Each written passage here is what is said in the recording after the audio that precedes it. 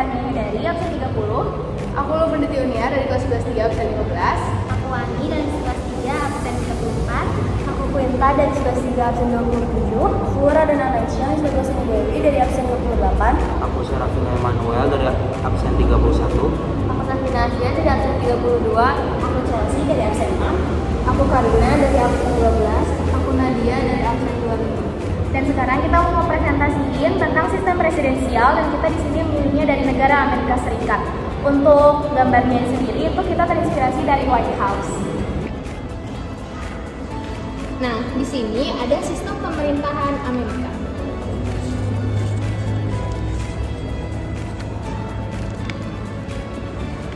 Sistem pemerintahan Amerika pada saat ini itu didasarkan pada Konstitusi Amerika pada tahun 1787. Pada konstitusi ini terdapat sistem pembagian kekuasaan di Amerika. Yang pertama, sebagai eksekutif itu terdapat presiden sebagai kepala negara dan menteri-menterinya. Dan yang kedua itu untuk legislatif dibentuk kongres bicameral sehingga pembentukan hukum itu dilaksanakan dua lembaga. Yang pertama itu ada senat dan yang kedua itu ada representatif. Dan yang terakhir ada untuk kekuasaan yudisial itu dipegang oleh Supreme Court dan pengadilan federal di bawahnya. Maka sistem yang dianut oleh pemerintah Amerika saat ini adalah sistem federal, presidensial, konstitusional, republik. Nah, kenapa Amerika dianggap sebagai federal? Dikarenakan senat dan juga representatif dipilih negara bagian dan Amerika merupakan perserikatan dari 50 negara bagian. Pada tiap negara bagian terdapat lembaga yudisial, legislatif, dan eksekutifnya tersendiri. Sistem pemilihan yang digunakan di Amerika Serikat yaitu Electoral College. Pada sistem ini setiap negara bagian berhak memilih sesuai dengan populasi yang ada di negara bagian tersebut. Tiap negara bagian dan Washington berhak memilih 3 elektor dan juga California berhak memilih 55 elektor dikarenakan California memiliki penduduk yang lebih banyak.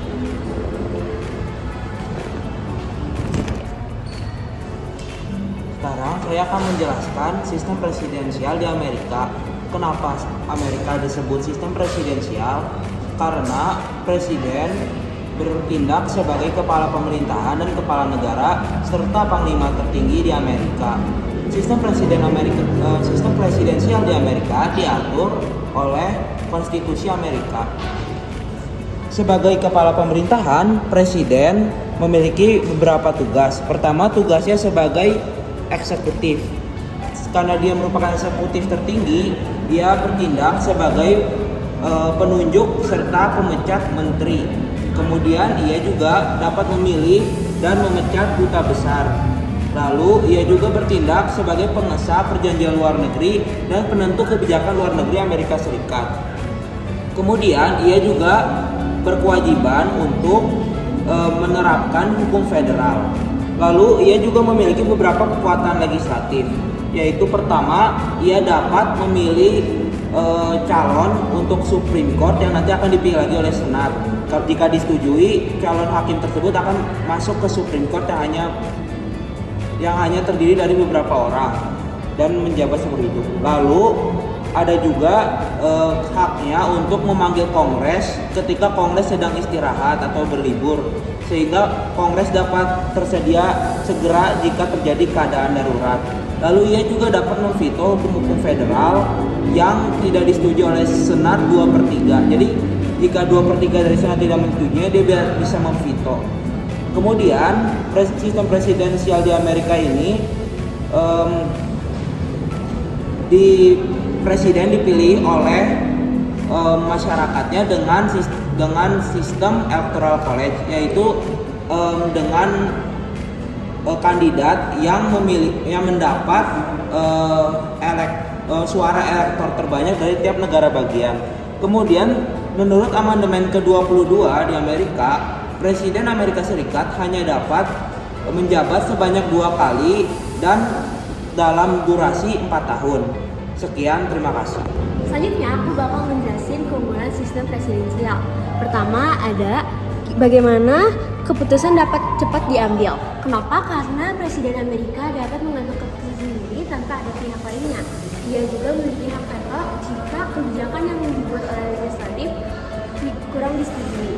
Lalu selanjutnya ada juga akuntabilitas yang jelas. Kenapa? Karena Presiden Amerika dipilih sendiri oleh rakyatnya, di mana dia memiliki akuntabilitas dan juga keputusan sendiri, sehingga dia tidak dapat menyalahkan menteri ataupun kepala partai lainnya. Setelah itu ada pengawasan dan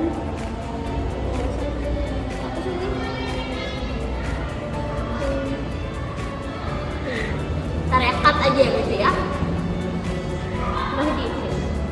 Selanjutnya ada pengawasan dan penimbangan kekuatan.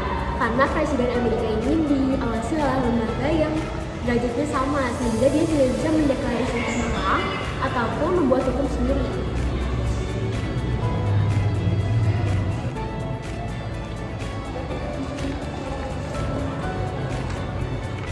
Lalu di sini ada kekurangan sistem presidensial.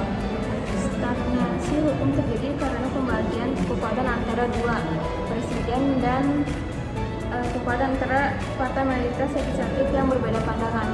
Hal ini menyebabkan government shutdown yang ketika legislatif tidak menyetujui atau memberi dana yang diperlukan oleh eksekutif. Yang kedua ada misalnya penurunan presiden dikarenakan presiden sebagai kepala negara yang menjadi pengaruh besar bagi suatu negara, dan penurunan presiden menjadi aib untuk negara tersebut. Contohnya setelah terjadinya Watergate, yang dimana kepercayaan publik dan kantor presidenan turun. Hal ini juga dikarenakan penyesuaian yang sangat sulit dilakukan untuk di Amerika Serikat. Nah, yang ketiga ada proses electoral college yang dimana dianggap kurang adil dikarenakan negara bagian memiliki 3 hak suara, dan maka pemilihan presiden bukan dari suara terbanyak, karena dalam pemilu pemilihan suara terbanyak itu terdapat dari negara bagian. Selanjutnya ada cara mengatasi kekurangan sistem. Yang pertama, tambahan jumlah partai politik secara terbatas. Hal ini mengurangi stagnasi politik. Jika tidak terdapat partai mayoritas, maka diharuskan terjadinya suatu koalisi. Maka koalisi ini para partai berkumpul dan memiliki kebijakan pada kompas politik yang sama, hanya pada tingkat keekstrimannya saja yang berbeda.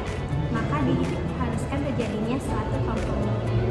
Lalu ada pembuatan hukum mengenai pelaksanaan yang lebih jelas. Dengan ini itu akan memudahkan tindakan-tindakan agar ditindaklanjuti, serta mencegah pelaksanaan yang semena-mena hanya karena perbedaan opini politik.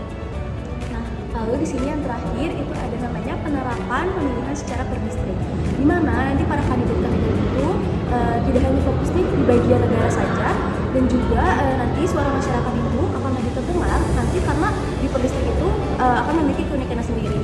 Nah, juga nanti bakal terdapat yang namanya hak pilih elektor di setiap per distrik yang disesuaikan dengan jumlah populasi yang ada di daerah tersebut, sehingga suara mayoritas dan juga suara negara bagian akan sama-sama terdengar. Segitu aja ya. Lalu setelah itu di sini ada fakta menarik tentang sistem presidensial Amerika Serikat. Yang pertama adalah gaji presiden di sana itu adalah 6 miliar per tahunnya, sangat besar bukan? Lalu setelah itu yang kedua adalah nanti pada tanggal 5 November 2024 akan ada pemilihan umum presiden di Amerika Serikat. Lalu setelah itu yang ketiga ada FDR atau Franklin, di mana dia merupakan presiden di Perang Dunia Kedua, di mana dia itu menjabat selama 4 periode karena kinerjanya sangat baik dan bisa mengatasi dari depresi berat, kayak masa depresi berat yaitu di mana kayak ekonomi Amerika Serikat itu menurun.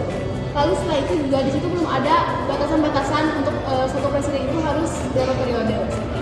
Lalu setelah itu yang keempat adalah ada yang namanya lame duck presiden, di mana itu merupakan istilah untuk presiden yang sudah tidak boleh mengikuti pemilihan umum di Amerika Serikat.